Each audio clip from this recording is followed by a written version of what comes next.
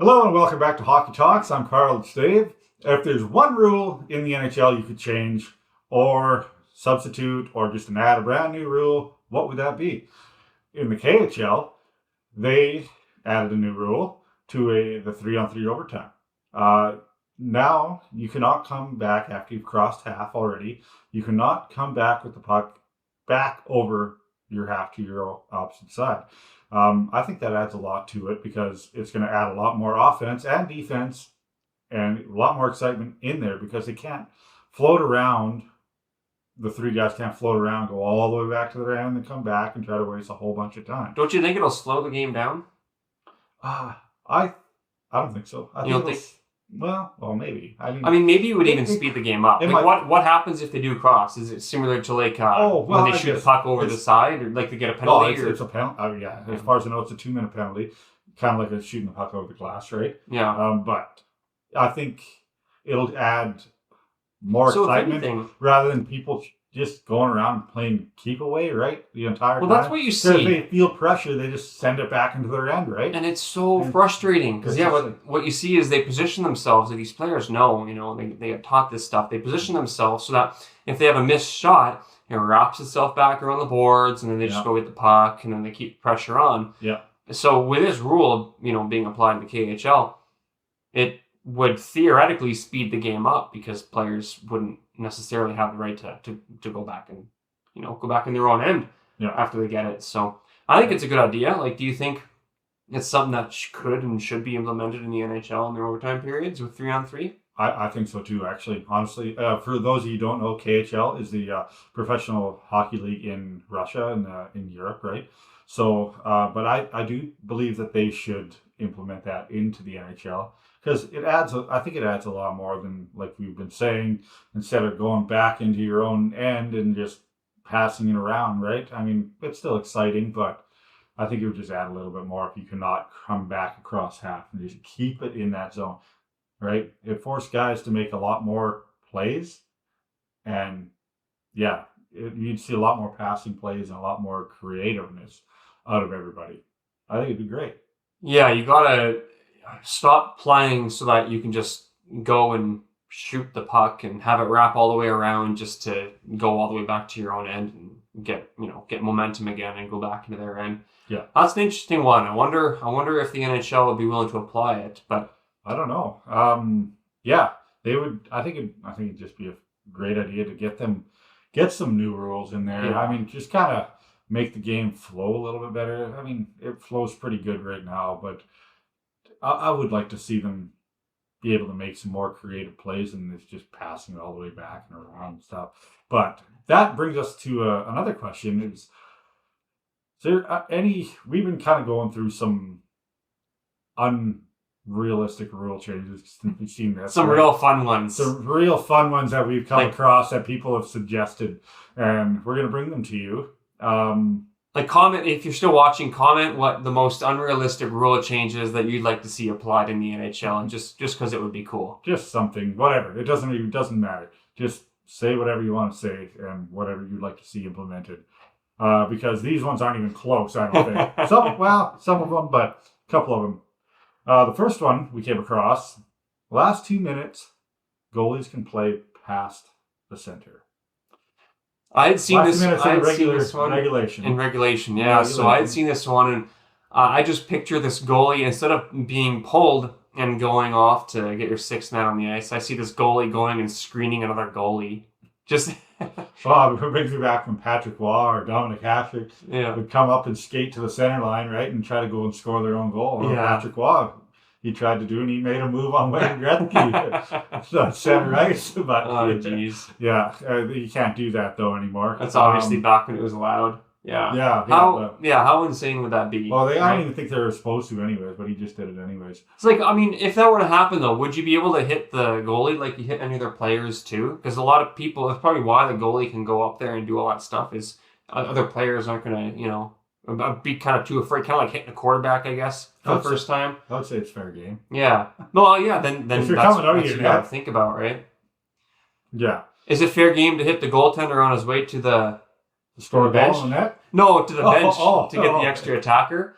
If the puck is by him? I don't think it is. I actually don't know If he has control of the puck? If he has control of the puck and he's actually handling it, yeah, I would say, yeah. Or what about like how the goaltenders used to play before the trapezoid happened? If like Marty Turco was really good at this, where he'd skate all the way to the side and people would kind of collide into him. Yeah. Would that nowadays probably be a penalty, right? Well, they can't even handle it in the corner anymore because of that trapezoid. Because the trapezoid, Yeah, so they can't even touch the thing. So what do you think of that rule, though? Isn't that a little restrictive? It was to prevent from collisions happening in that corner, right? Right, so that's what it was for. The goalies didn't get in there and they get crushed into the corner trying to get the puck. But we like to see it, though. Well, yeah, it is entertainment. That's for sure. It's like NASCAR. You know, you always feel for the people who get into the accidents, but I think I love seeing it crash. I think I prefer it without the trapezoid. Just like they didn't have they have the no touch icing right now, right? So if it gets within reason, they just blow the whistle. Before you had to actually touch the puck. Yeah, but even then, there's a little bit of roughing stuff there. But yeah. But what's the next one there, Carl? The next one, let's see. In overtime, 5-on-5 after 2 pucks. Yeah, so in overtime period, it's still 5-on-5, not 3-on-3. Don't need to use that KHL rule, all that stuff. But instead, it's 5-on-5 with 2 pucks. That could just go straight in the trash. Like, that is a garbage rule. I don't know. I think it would be kind of cool. Unrealistic rule. I think that was 2 pucks. Come on. Well, let's see Connor McDavid, you know. I mean, he'd be one of those he'd have a double-sided stick. How do you even regulate that? Split the ice down the middle, have 2 teams battling on one side? Refs are bad enough at their job. Let's just give them an excuse. I think it would be cool. It'd be interesting. I don't know. that one is it's like that for me. I forget what it is, like Aquanoid or something, where you have that little paddle in the bottom, then you get that little extra ball thing, now you got 2 little balls going and breaking the bricks. Okay, yeah. Trying to control that is hard enough. Can't imagine what it's like in an NHL game trying to control 2 pucks. I would love to see it though. That would be cool. They should do it. They won't. They won't do it. And they probably there's no chance. Shot clock when entered the offensive zone. I think just in regulation or overtime? Regulation. Probably just regulation. Actually, I think it would be good in regulation. That would be kind of. I mean, would it it might mess up your momentum a little bit? You know what I mean? Like, would it slow the game down or would it speed it up? Because there's a lot of time where the puck's in the corner for a lot of it, and there's battles going on. Yeah, honestly, but it would add pressure on the team though to get the puck out of there and try to get a shot off. Otherwise, you lose. Lose possession. Yeah. Well, I thought I'd maybe like that idea, but now that I'm thinking about it, I actually don't know if I like it because if the team can keep the puck and keep the momentum, like passing it around and shot, you can wear the other team out and get a goal that way. Yeah. If you have a shot clock, that doesn't come into effect. And if they can keep the momentum, it's the so why do you think the NBA has a shot clock? Probably pretty much they could just hold the puck. Hold the ball. Hold the ball. I mean, yeah.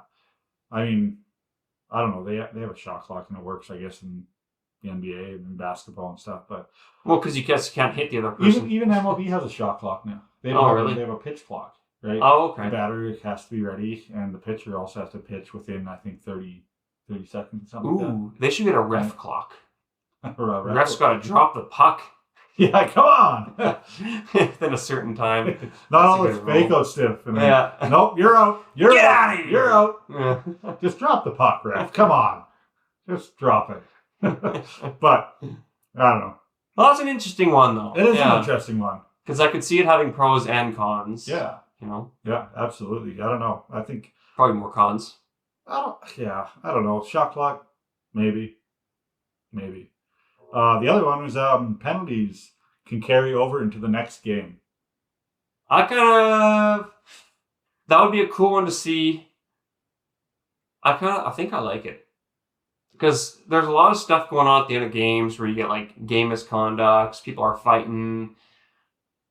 I don't know. Like, I get it if it's like during the regular season and the next game isn't going to be against the same team. But that's kind of how game suspensions work. right? Is yeah. if you get a 5-game misconduct, you might not be playing the same team. That kind of carries over, I guess. Yeah. But like a 2-minute minor carrying over? See, the thing maybe is, not. I don't know. It's tough to say. The What do thing you is, think? you don't play the same team again the next day. So if their penalty comes out, you But didn't commit it nor against that nor team. do you right? against like with a misconduct, right? Misconduct. No, but yeah, I guess I don't know if that's a little different. I guess you're not shorthanded. Mm-hmm. Then if you have a penalty, one team would be shorthanded to start. Well, I guess they shouldn't have drew the penalty. Shouldn't have drew the penalty. Yeah, pay the consequences. Yeah. I don't know. I think no. Are there any rules you'd like to see that are like kind of realistic, maybe implemented in the NHL aside from obviously the KHL one where you have the 3-on-3 going back into your own zone being a penalty? Honestly, the out of the ones we read, no. 5-on-5 with 2 pucks. No, not that one. There's a rule I would like to take out. The puck over the glass, that can just go. Yeah, I think. I don't know. That's just the delay of game thing. It's just, I don't know. I don't think so. Get rid of the offside, in my opinion. Offside? Get rid of video review for the offside. Yeah, get rid of video review. Get out of here. Yeah. How about the 2-line pass? I don't like that rule. 2-line pass, no. Yeah, I'm glad they got rid of it. Yeah, I'm glad they got rid of it too. Yeah, 2-line pass was, that was, you can't, well, they couldn't do all these like lob passes they do nowadays. Yeah. Right? So, I don't know. And it's a risk because if it doesn't go according to plan, well, now you're shorthanded in the back, right? Yeah. Yeah, it wasn't a penalty for 2-line pass. No, I know. Oh, okay, yeah. But like if now though, since there's only one line, or not one line, but you can go all the way down. If you miss the puck, you got one guy that's all the way down the ice now. Mm-hmm. Or if the pass doesn't work, and you got the extra guy in their end. Yeah, that's kind of what it meant. Mm-hmm. Yeah. Should there be a penalty for offside? How many times do you see people going offside all the time, right? If I can say if there was a penalty for it, they would fix that really quick. Yeah, they would not gamble nearly as much. Yeah. But that's like saying like there should be a penalty for any whistle then, right? Because not necessarily. No. Well, I mean, the kind of penalty for the offside is that it's just a face-off outside the zone, right? Or is it on the outside? Yeah, or is it on the other side of the ice? No, that's icing. So maybe it should be on the other side. No, I don't mean like on the other side. I just mean on the other side of the center line. Oh, on the other side of the center line. Yeah, is that where it is? No, it's outside the offside. Maybe that should be what it is then. Just outside the offside. If it's offside, I mean, they were never in the zone anyways, so why do they get to start off and face off just outside the line? Outside the zone. Well, they have to get in the zone again. They never did from the beginning. But one thing I don't like is when you blame one offside, and you go and you get great shots on net, and then you look back 3 minutes ago, and there was a half an inch separation of blade that led to an offside, so now they got to take the goal back. Yeah. That one I don't like. Yeah, me neither. Yeah, that's, once again, that's a waste of everybody's time, because now what's happening is, I wonder, they take the goal back, but do they add the time back to the clock? Yes. Oh. I think. So that's a pretty big delay of game then, too. So why isn't there no penalties there? Penalties on the refs. Yeah, penalties on the refs. So once again, video review. It all comes down to video review. But thanks, Batman. I don't know. Batman. Just thought I'd add that in there. Carl. Okay. August 7th was somebody's 37th birthday. He's an NHL star. Oh. Whose was it? Sidney Crosby. Nailed it. He's born in 1987. 37 years old. Yeah. 37 years old. His birthday is August 7th. August 7th, 1987. Where's number 87? He's in Pittsburgh. Did you say where is? Where is number 87? He's in Pittsburgh. No. That's the number he wears. Oh, I thought you said where is. He wears number 87. Probably not like all the time. Well, just when he plays hockey. Yeah. He might wear it all the time. You think he goes by that name, and like when he's bowling, does he fill out number 87? Or what do you think his fun name is? You think he puts like Sid the Kid or Crosby? Or is he something funner like that, like Skyboy? I don't know. Skyboy, yeah. I don't know. I don't know what he does, but maybe he puts Sid All I the know- Sloth with a knee. Sydney. haha, haha. Yeah, I don't know. But all I know is Nathan, or him and Nathan McKinnon, work at Tim Hortons over the summertime Oh, wow. in Nova Scotia. Ah, they grind buns, eh? They grind buns. Yes, they do. But yeah, Do you think they put the cream inside of them? They probably do. Yeah. I like me a cheese puff. The cheese puff. Yeah. Cheese puff. That's not. Anyway, so okay. While we're on not a topic, let's get back to. We were actually kind of debating over a while about NHL captains. There's 6 teams that don't have captains, right? The Anaheim Ducks, the last captain, Ryan Getzlaf. Buffalo Sabres, Kyle Okposo was the last one. Chicago Blackhawks, Jonathan Toews. We're not sure what's going on with him yet. He hasn't officially retired or nothing like that. He's been injured and stuff. So, but I don't think he's coming back to the Chicago Blackhawks. Seattle Kraken, Mark Giordano, who's a short stint there. Tampa Bay Lightning, well, we all know who that was. Steven Stamkos, who went to the Nashville Predators. And Utah Hockey Club, formerly known as the Arizona Coyotes, who had Oliver Ekman-Larsson as their captain, which won a Stanley Cup this year with Florida. Yeah, I was going to say that team. Yeah, that team. Florida. It's funny. You don't remember it because no one really cares. I'm sure the Florida people care. Or people I don't think so. Maybe they don't even care. Let us know. I think Edmonton cares more than Florida. Not according to Barkov. He cares a lot. Or the Kachucks. Apparently they care. But that's just them. That's 3 people. 3 people on the team. That's good. Oh, yeah. Okay, won't get to that. But cool. Okay. Anyways, Anaheim Ducks. Yep. They haven't had a captain since Ryan Getzlaf. I don't know. They the next runner-up would be Mason McTavish. I think he's been in the league for 3 years. I think he'd be a good fit for that.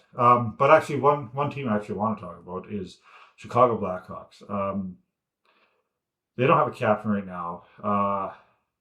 They're predicting their next captain to be.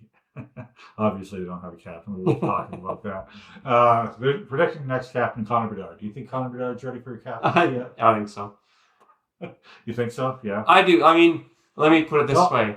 Sorry. Would you want to say I was something? going to say, well, if you look at Sidney Crosby, he got captain after. Well, Connor Bedard is no Sidney Crosby. No, he's different. Yeah. But he was captain early. He was after the 3rd season. And when these guys go through their careers and they succeed and they always hit the next level, give them an opportunity, give it to them young, they'll grow into the role. If they're not there yet, they'll grow into it. Yeah, well, look at Connor McDavid, right? He got it in his 2nd year of being on the team. He was captain. He's won so many cups since then, too. Oh, so many, so close. Nothing. Yeah. But anyways, he got the role of being captain for the Edmonton Oilers in his 2nd year. In his 1st year, he broke his leg too, so he hardly even played that 1st year. He's just showing people he's human. Yeah.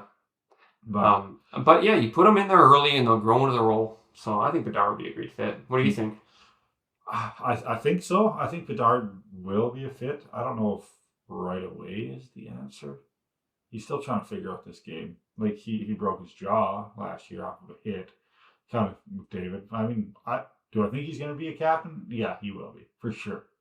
He will be a captain. And if they're actually looking for a captain right now, I don't know if they have too many guys on that team that could be a captain or that they really want to be the captain on that team, right, as a leader. But having a young guy, and you know he's going to be the main point of your franchise, so I guess why not make him a captain? So we'll see if it happens this year or the following year, but I have a feeling it's going to be either this year or next year. He's going to be the captain. Well, because you want the kid to stay there too. If you give him captain, he might grow into it a little bit and Yeah. feel an attachment to the team, for giving him an opportunity when he's so young. Mm-hmm. You know. Yeah. I think it's a good idea. I mean, Blackhawks need a spark or something like that. And I think that'd give them a good spark. They've been at the bottom of the league for a while now. The other one I just wanted to discuss quickly was the Tampa Bay Lightning. Now that Steven Stamkos is gone, who do you think is going to fill in? I don't know. It could be a few people. Do you think that obviously they're keeping the same core, or do you think? Pretty much. Yeah. So Stamkos, they made a few changes actually this year, but I think Victor Hedman. No, that's what I was thinking. Yeah. Victor Hedman, I think, is probably the next guy up. He was pretty much. But even him, how much more years do you think he's got ahead of him? Yeah, he doesn't. Well, he's got a few, not too many, right? I mean, no. They're all. It would just be a keepsake. But he's a solid veteran. He's won the cups, right? He'd probably be a really good leader, and he's been side by side with Stamkos this whole time. So I think he'd be a good captain for the Tampa Bay Lightning. Yeah, I think so. But we'll see. I concur. See what happens if they select something this year. Same with Utah. See if they select a captain in their first NHL season. I think it's going to be next year. I don't think they're going to do it this year, being a new franchise, just like Seattle didn't right away, right? I don't think they did, but yeah, we'll find out here. Hockey starts. The exhibition starts next month, September, and then with the regular season getting underway in October. So we have about a month and a half until we're ready to roll in this brand new season. We'll see what happens. But that's all the time we got for tonight. Thanks again for watching, and we will see you next time. Bye-bye.